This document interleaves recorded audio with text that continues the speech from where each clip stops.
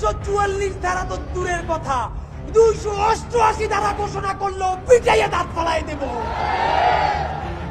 আমার ভাইদের রক্তের মধ্য দিয়া দিল্লির সাথে মিটিং কইরা কি করতে চাও?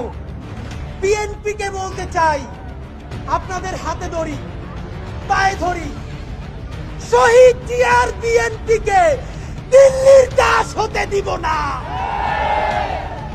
নাই, আল্লাহর কসম ওয়াদা করে বলছি, আপনার যেই সন্তান কবরে গেছে তাদের আরো যদি 100 ভাই মাটির উপরে থাকে, সেই 100 সন্তান ইনকিলাবের কর্মীরা।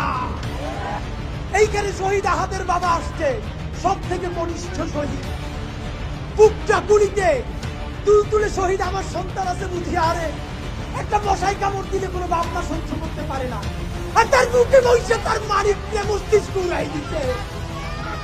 ভাইরা আমার এই মায়েরা জুলাইয়ের 1400 শহীদ, পীরখানার শহীদ, শাপলার শহীদদের পক্ষ থেকে, ইনকিলাব মঞ্চের পক্ষ থেকে 4 দফা ঘোষণা করব।